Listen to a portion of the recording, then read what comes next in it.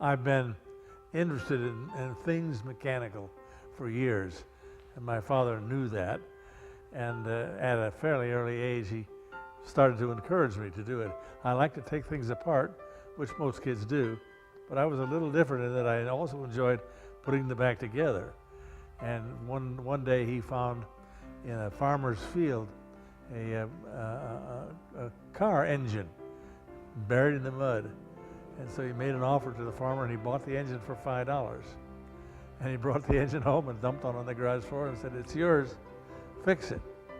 Well, he knew that I probably would want to do that, and I did. I accepted the challenge, and because of my nature of wanting to put it back together again, I had to find out what it was first.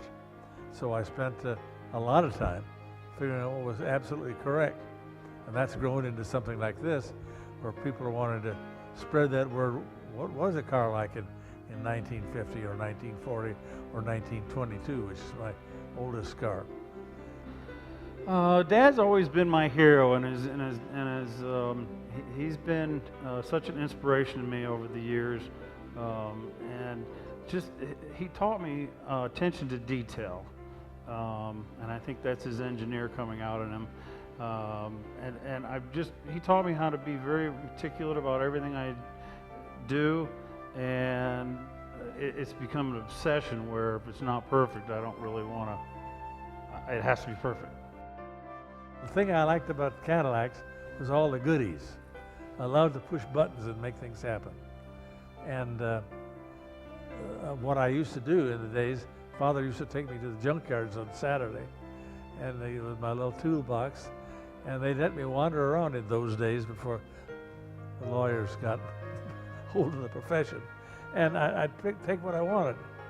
I'd take it home and install it on one of the family cars. So that's how I wanted the best and fanciest gadgets were on the Cadillacs.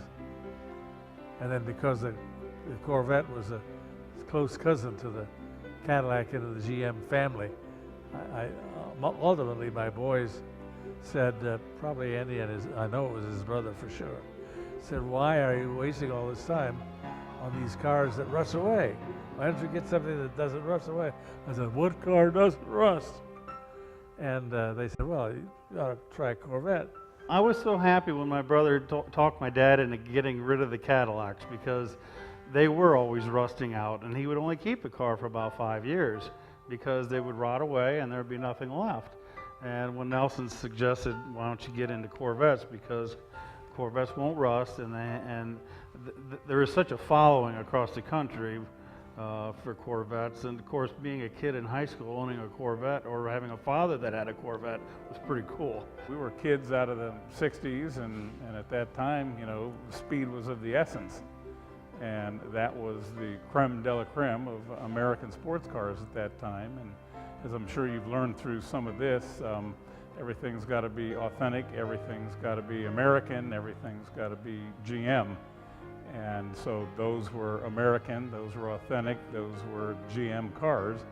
And so that was sort of the car of choice, and it's continued 40 years later. A very good collector, a very knowledgeable collector. The automobiles in his collection, all of those cars have a significant value in its period of time in history. You have some of the very best and most unique cars of the 50s, and you have some of the most awesome 60s Corvettes and early 70s Corvettes that was manufactured. Most of those cars are limited production cars. They are all cars of the Harley Earl era, and that was cars that people on the average saw and could only dream about. But they are all significant automobiles, and some of the most unique American-made automobiles that were ever produced in an extremely great era that we'll never see again. Well, I think it's really sort of a tie that's bound us to some degree. I mean, in my family, we've got folks that have just a whole lot of diverse interests, from music to sports to politics. But cars are something that I think we can all get around and have fun with together. And I think over the last 40 plus years we have.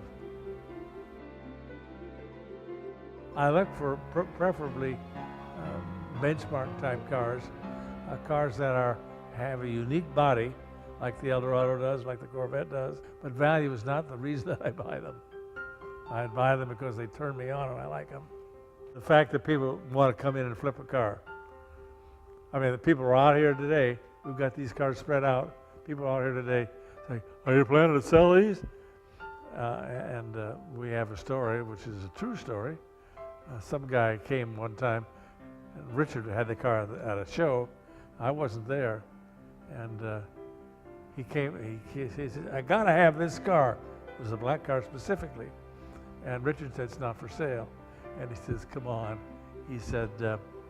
Everything's for sale for the right price. And while I generally agree with that, I said, if you spend as much time working on it as I have, like 11 years, I said, there's no way I'm going to sell that car to anybody. He said, even for $1 million? And I said, try me. And so he wrote a check with my name on it and signed it. And I said, sorry, it's not for sale. Well, what part of no don't you understand? I had a guy from Japan call me, and he had $30,000 invested in something. I guess it was a Cadillac. And I said, that car's never going to be worth $30,000.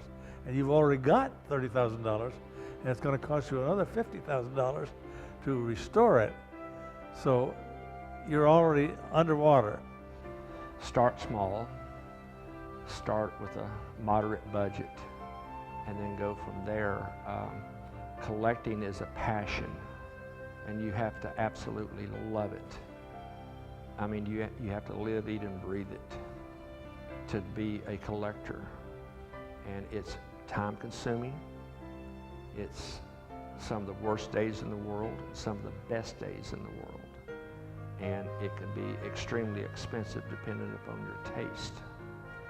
And sometimes it's better just to buy an automobile done and then change it to your taste than to do as Mr. Peters has done, buy them because you loved it and then had no problem about the amount of money that you put into it.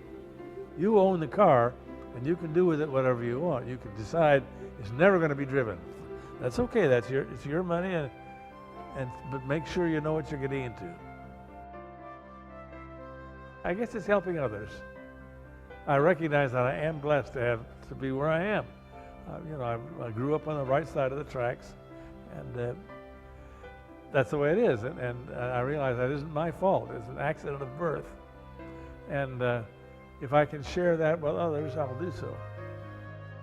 The other thing is I have become more firm in my Christian faith and the idea of helping somebody else who's less fortunate than I am.